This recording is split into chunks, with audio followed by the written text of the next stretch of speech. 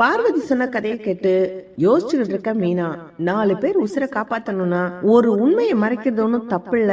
ரோஹிணி பத்திய இந்த ரகசியம் எப்ப வெளியில வருதோ அப்ப வரட்டும் அப்படின்னு மக்கு மீனா தனக்கு தானா சமாதானப்படுத்திக்கிறாங்க. ஆனா முத்து மீனா இப்படி பண்றாளே அப்படின்னு ரொம்ப வருத்தமா பாட்டி கிட்ட பேசிக்கிட்டு இருக்காரு. பாட்டியும் நடந்த விஷயத்த கேள்விப்பட்டுட்டு, என்னடா மீனா இப்படி பண்றா, கூறுகிறு கெட்டு போச்சா? விஜயாவுக்கு வாச்ச மருமகள்ல மீனா ஒருத்தி தான் நல்லவளா இருந்தா, இப்போ மீனாவுக்கும் புத்தி கெட்டு போச்சா? ஆனா மீனா அப்படி பண்ற ஆளே கிடையாதே. ஆமா பாட்டி, எனக்கும் அதான் ஒரே குழப்பமா இருக்கு. இத மீனா கிட்ட போய் கேட்டாலும் ஒழுங்கா சொல்ல மாட்டா. ஆனா ஒரு விஷயம் பாட்டி, நாங்க நம்ம ஊருக்கு கோயில் பூஜைக்கு வந்தோம்ல பாட்டி, அதுல இருந்துதான் மீனா இப்படி இருக்கிறா. நான் கூட இந்த சாமியார் மாதிரி ஒருத்தர் இருந்தாருல, அவர் ஏதோ சொன்னாரே, அதனாலதான் இவ இப்படி இருக்கான்னு நினைச்சேன். ஆனா மீனா இதுக்கெல்லாம் இப்படி பயப்படுற ஆளே கிடையாது பாட்டி. வேற என்னமோ அந்த ஊர்ல நடந்திருக்கு பாட்டி. எதை நம்புறது எதை நம்ப கூடாதுன்னு எனக்கு ஒண்ணுமே புரியல பாட்டி. நீங்க ஒண்ணு பண்ணுங்க பாட்டி, மீனாக்கு போன் போட்டு என்ன விவரம்னு கேளுங்க பாட்டி. உடனே பாட்டி, கவலைப்படாத முத்து, நான் கண்டிப்பா கேக்குறேன். ஆனா போன்ல இல்ல, நேர்ல வந்து கேக்குறேன். போன்ல கேட்டா என்கிட்டயும் ஏதாவது மழுப்ப பாப்பா. நீ ஒண்ணும் கவலைப்படாத முத்து, நான் வந்து எல்லாத்தையும் சரி பண்ணிடுறேன் அப்படின்னு பாட்டி சொல்றாங்க. இப்போ பாட்டி யோசிக்க ஆரம்பிக்கிறாங்க.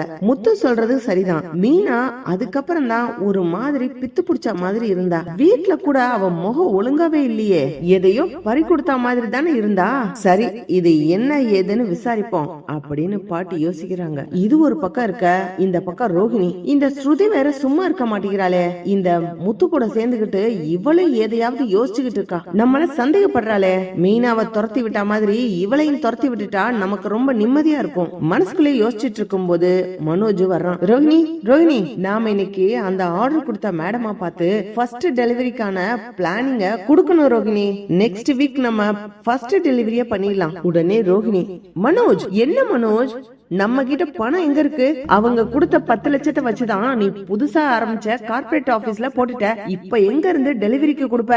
நம்ம பிளானே அடுத்த அட்வான்ஸ் கொடுத்தத வச்சு ஃபர்ஸ்ட் டெலிவரி பண்ணுவோம்னு சொல்லி தானே வச்சிருக்கோம். இப்போ மனோஜ் சொல்றாரு, அட என்ன ரோஹிணி, யாருகிட்ட பேசிக்கிட்டு இருக்க? நான் பெரிய பிசினஸ் மேன், நிறைய படிச்சிருக்கேன் தெரியும்ல. அதெல்லாம் நான் பக்காவா முடிச்சிட்டேன். அந்த ஆர்டரை காமிச்சு நான் லோனே வாங்கிட்டேன். நம்ம எவ்வளவுக்கு எவ்வளவு சீக்கிரமா இந்த ஆர்டரை முடிக்கிறோமோ அந்த அளவுக்கு நம்மளுக்கு பணம் கிடைக்கும்ல. உடனே ரோஹிணி, மனோஜ், கிரேட் மனோஜ், நீ பக்காவான பிசினஸ் மேன் காமிச்சிட்ட. எனக்கு ரொம்ப ப்ரௌடா இருக்கு மனோஜ் அப்படின்னு மனோஜ் இந்த விஷயத்துல அகலக்கால் வச்சு அதுல பாதாளத்துல விழுக போறது தெரியாம மனோஜும் ரோஹிணியும் சந்தோஷப்பட்டுக்கிட்டு இருக்காங்க. ரோஹிணி ஒரு நாள் சத்யா சிந்தாமணியோட பொண்ணும் ரெஸ்டாரண்ட்ல உட்கார்ந்து இருக்கத பாக்குறாங்க. அடடா, இவன் மீனா தம்பி தானே, இவனுக்கு சிந்தாமணி வீட்டு பொண்ணு கேக்குதா? இவங்க 2 பேரும் ஒருவேளை லவ் பண்றாங்களோ? அடச்ச, இதை இப்படியே விடக்கூடாதே. மீனாவை ஒளிச்சு கட்டுறதுக்கு இதுதான் நம்மளுக்கு சரியான ஆயுதம். சிந்தாமணி கிட்ட இந்த விஷயத்த சொன்னா போதும், சிந்தாமணி மீனாவோட தம்பி சத்யாவ ஒரு வழி பண்ணிடுவாங்க. அப்புறம் மீனா இதையே நினைச்சு கவலைப்பட்டுக்கிட்டே கிடப்பா. நம்மள பத்திய விஷயத்த அவ நினைக்கவே மாட்டா.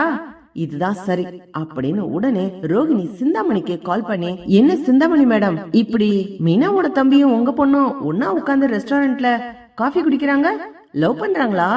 நீங்க அலோவ் பண்ணிட்டீங்களா?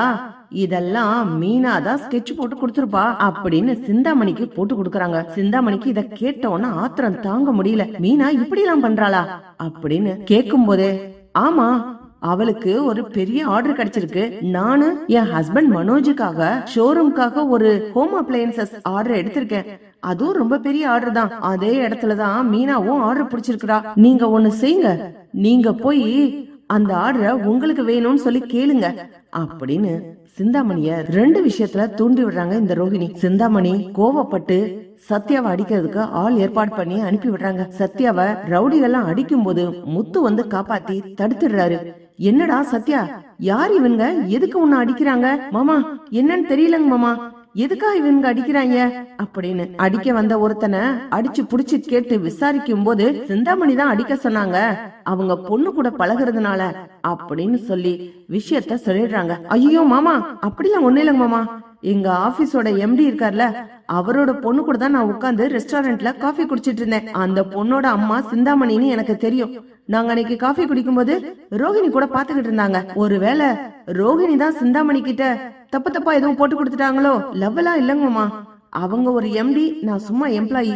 ஒன்னா உட்கார்ந்து காஃபி குடிச்சோம் அப்படின்னு சத்யா இந்த விஷயத்த சொல்லிடுறான். முத்து உடனே, டேய் பார்லரமா இப்பெல்லாம் பண்ற ஆள் தான் அப்படின்னு சத்யாக்கு தைரியம் சொல்லி அனுப்புறாரு. இந்த விஷயம் மீனாவுக்கு தெரிய வருது. இது ஒரு பக்கம் இருக்க, மீனாவுக்கு பூ ஆர்டர் கொடுத்த அந்த கோகிலா மேடமோட ஃப்ரெண்டும் கால் பண்ணி, என்ன மீனா, உங்களுக்காக நாங்க ஒரு ஆர்டர் கொடுத்திருக்கோம், அந்த ஆர்டரை தட்டி பறிக்கிறதுக்காக சிந்தாமணின்ற ஒருத்தவங்கள உங்களோட கோ சிஸ்டர் ரோஹிணியை அனுப்பி வச்சிருக்காங்க அப்படின்னு விஷயத்த போன் பண்ணி சொல்றாங்க. மீனா அதிர்ச்சி ஆகி, என்ன மேடம் என்ன சொல்றீங்க?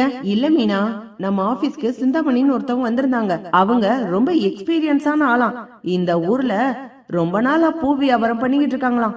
நீ இப்பதான் கத்துக்குட்டியா வந்தவளாம். அதனால உனக்கு கொடுத்த அந்த 275 வீட்டுக்கான பூ ஆர்டரையும் அவங்களுக்கே கொடுக்கணும்னு சொல்லி சிந்தாமணி வந்து கேட்டாங்க. உங்களுக்கு எப்படி இந்த ஆர்டர் கிடைச்சிருக்குன்னு தெரியும் மீனா சொன்னாங்களா அப்படின்னு நாங்க கேக்கும்போது, மீனா சொல்லல, மீனா வீட்டுல இருக்க மருமகளா இருக்க அந்த ரோஹிணி தான் சொன்னாங்க அப்படின்னு சிந்தாமணி சொன்னாங்க. இதுல இருந்து என்ன தெரியுது? ரோஹிணி தான் இந்த ஆர்டர் உனக்கு கிடைக்க கூடாது, சிந்தாமணிக்கு கிடைக்கணும்னு சொல்லி விட்டுருக்காங்க அப்படிங்கிற விஷயத்த மீனாக்கு போன் பண்ணி அந்த கோகிலா மேடமோட ஃப்ரெண்டு சொல்லிடுறாங்க. மீனாவுக்கு செம்ம ஆத்திரமா வருது. அடி பாவி, இந்த பக்கம் என்னன்னா என் தம்பிய ஆள் வச்சு அடிக்கிறதுக்கும் ஏற்பாடு பண்ணி இருக்கிற, சிந்தாமணிய தூண்டி விட்டுருக்க, இன்னொரு பக்கம் என்னோட பொழப்புல கை வைக்கிறதுக்காக சிந்தாமணிக்கு இந்த ஆர்டரை எடுத்து தரேன்னு சொல்லி அந்த பக்கமும் சொல்லி கொடுத்திருக்கிற. என்ன வேலை பாக்குற அப்படின்னா என் பொழப்பையும் கெடுத்து என் குடும்பத்தையும் கஷ்டப்படுத்தணும்னு நினைக்கிறியா?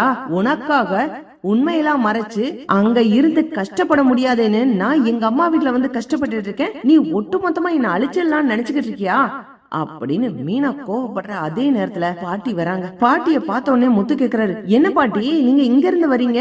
டேய், மீனாவை பாக்கணும்னு வந்தேன்டா அப்படின்னு பாட்டி மீனாவை கூப்பிட்டு பேசுறாங்க. என்னம்மா மீனா, என்ன விஷயம்?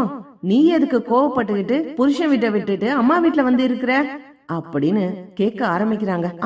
அது ஒண்ணும் இல்ல பாட்டி, மா எனக்கு எல்லாம் தெரியும்மா, ஊர்ல நடந்த பிரச்சனை எல்லாத்தையும் கேள்விப்பட்டேன். அந்த கிறிஷோட பாட்டி திதி கொடுக்க வந்தாங்களாம்ல, அதுல இருந்துதான் உனக்கு பிரச்சனை ஆரம்பிச்சிச்சு அப்படிங்கிற விஷயத்தையும் நான் கேள்விப்பட்டுட்டேன். ஊரு சின்ன ஊர் தானம்மா, ஒருத்தட்ட கேட்டுட்டா அப்படி தொட்டு தொட்டு பரவி உண்மை எல்லாருக்கும் தெரிஞ்சிரும்ல, அது மாதிரிதாமா எனக்கும் தெரிஞ்சிச்சு. ஆமா, கிறிஷ் பாட்டிக்காக நீ எதுக்கு இப்படி வந்து கஷ்டப்பட்டு இருக்க, என்ன விஷயம் அப்படின்னு முத்துவோட பாட்டி கேக்குறாங்க. உடனே மீனா அழுதுகிட்டே இருக்காங்க. மீனா, எனக்கு எல்லா விஷயமும் தெரிஞ்சிருச்சு, இத எதுக்கு நீ முத்துக்கிட்ட சொல்லாம மறைச்சுக்கிட்டு மனசுக்குள்ளே வச்சுக்கிட்டு கஷ்டப்பட்டு இருக்க அப்படின்னு பாட்டி கேக்குறாங்க. வேற வழியே இல்லாம மீனா அழுதுகிட்டே எல்லா உண்மையையும் சொல்றாங்க.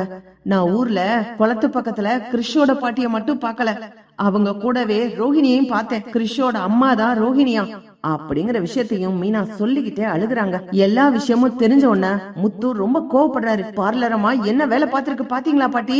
மீனாவோட வீக்னஸ வச்சு பார்லரமா குளிர் காயுது. மீனா திரும்ப வீட்டுக்கு வந்துடவே கூடாதுன்னு நினைச்சு வீட்டு வேலை எல்லாத்தையும் இழுத்து போட்டு பாக்கும் போதே நான் யோசிக்க ஆரம்பிச்சேன், என்ன இது பார்லரமா கொஞ்சம் வித்தியாசமா நடந்துக்கிறது, மீனா இங்க வந்துடவே கூடாது, மீனா செய்யற வேலையெல்லாம் நானே செஞ்சிடுறேன், மீனா எதுக்கு தேவை அப்படிங்கிற மாதிரி எல்லா விஷயத்தையும் இழுத்து போட்டு பரபரப்பா பாத்துக்கிட்டு இருந்துச்சு. எனக்கு அப்பவே மண்டைக்குள்ள டவுட் வர ஆரம்பிச்சிச்சு. பார்த்தா மீனாவும் அதே கதையை தான் சொல்றா பாட்டி அப்படின்னு முத்து கோவப்பட்டு சொல்லும் போது பாட்டி சொல்றாங்க, மீனா உன்கிட்ட இருக்க வீக்னஸே இதுதான், அடுத்தவங்களுக்காக இறக்கப்பட்டு தன்னைத்தானே அழிச்சுக்கிறதுக்கு நினைக்கிற, அத அவ தனக்கு சாதகமா பயன்படுத்திக்கிறா.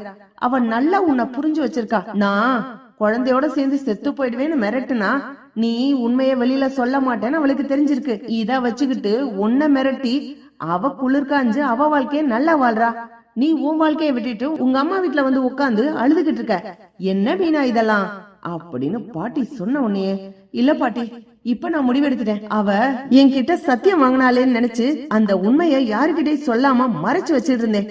இத சந்தர்ப்பமா பயன்படுத்தி என் தொழிலுக்கு பெரிய ஆப்பு வைக்கலானோ, அதோட என் தம்பியையும் அடிச்சு கஷ்டப்படுத்தலான்னு சிந்தாமணிய 2 விதத்திலையும் தூண்டி விட்டுருக்கா. இவ இப்படி செய்வான்னு நான் நினைச்சே பாக்கல பாட்டி, அவளுக்காகத்தானே நான் உதவி பண்ணிக்கிட்டு இருக்கேன், அவ எனக்கே கெடுதல் நினைக்கலாமா, அப்படி நினைக்கிறவள நானும் சும்மா விடலாமா அப்படின்னு மீனா கோவத்தோட பேசும்போது, இதுதான் மீனா, இதுதான் வேணும், வா இதே கோவத்தோட வா, வீட்டுல இருக்க எல்லார்கிட்டையும் எல்லா உண்மையும் சொல்லலாம் அப்படின்னு பாட்டி மீனாவை கூட்டிக்கிட்டு வீட்டுக்கு போறாங்க. அண்ணாமலை முன்னாடியும் விஜயா முன்னாடியும் மீனா எல்லா விஷயத்தையும் உண்மையை போட்டு உடைக்கிறாங்க. இப்படித்தான் போலாம் ஃப்ரெண்ட்ஸ். பக்கத்துல லைக் பண்ணுங்க, ஷேர் பண்ணுங்க, கமெண்ட் பண்ணுங்க. Thank you friends.